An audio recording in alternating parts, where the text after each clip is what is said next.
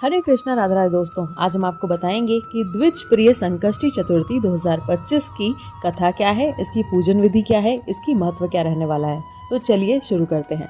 द्विज प्रिय चतुर्थी को भगवान गणेश जी का प्रिय दिन माना जाता है, इसलिए इस दिन गणेश जी का पूजन करने से सभी मनोकामनाएं पूर्ण होती हैं। यह व्रत संतान सुख और परिवार में सुख शांति बनाए रखने के लिए किया जाता है। दोस्तों, हिंदू धर्म में चतुर्थी तिथि का विशेष महत्व होता है। वर्ष भर में कई प्रकार की चतुर्थियां मनाई जाती है।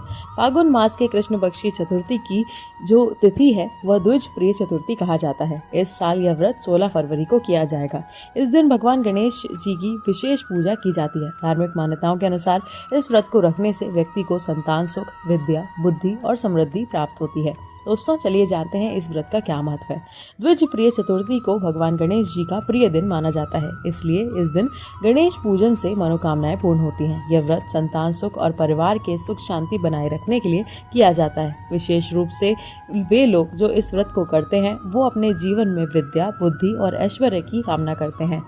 धार्मिक ग्रंथों के अनुसार इस व्रत को करने से समस्त कष्ट भी दूर होते हैं, साथ ही व्यक्ति को सुख और समृद्धि प्राप्त होती है। इसके अलावा इस व्रत को करने से व्यक्तियों के पापों से भी मुक्ति मिलती है और इससे मन भी शांत रहता है। दोस्तों, अगर आपको भी इसकी पूजा विधि जाननी है तो वीडियो में अंत तक बने रहिएगा। इस दिन प्रातः सुबह उठकर आपको स्नान करना है और उसके बाद स्वच्छ वस्त्र धारण करने चाहिए।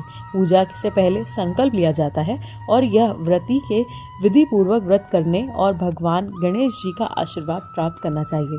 इसके बाद भगवान गणेश जी की प्रतिमा या चित्र को एक चौकी पर स्थापित करें। पूजा में भगवान गणेश को लाल फूल, दूर्वा, मोदक, लड्डू, चंदन, फल, पंचामृत और धूप दीप जैसी चीज़ें अर्पित करनी चाहिए। गणेश मंत्रों का जाप करना चाहिए और आप इस दिन को विशेष फलदायी भी माना गया है। अगर आप ओम गम गणपते नमः मंत्र का 108 बार जाप करते हैं तो इससे आपकी सभी मनोकामनाएं भी पूर्ण होती हैं और ऐसा करने से पूजा के बाद अगर आप कथा सुने तो इसका फल आपको संपूर्ण प्राप्त होता है। दोस्तों, इस व्रत की कथा कुछ इस प्रकार है।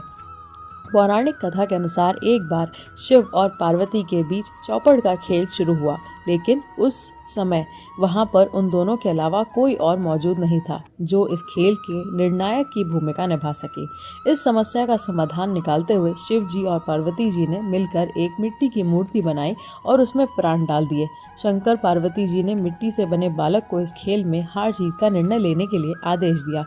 माता पार्वती और भोलेनाथ के बीच चौपड़ का खेल शुरू हो गया। हर चाल में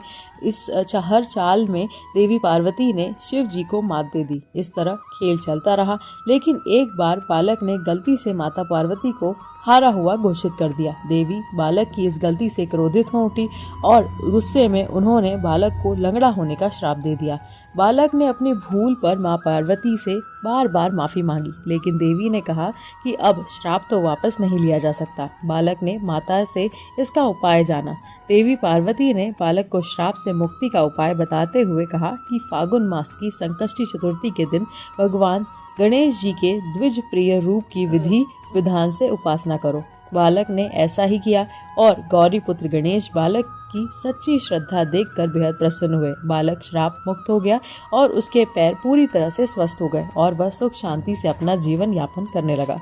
दोस्तों, अगर आपको ये कथा अच्छी लगी हो और अगर आपको ये वीडियो अच्छा लगा तो कृपया हमारे चैनल को जरूर लाइक, शेयर और सब्सक्राइब कीजिएगा और कमेंट करके भी हमें बताइएगा। राधे राधे।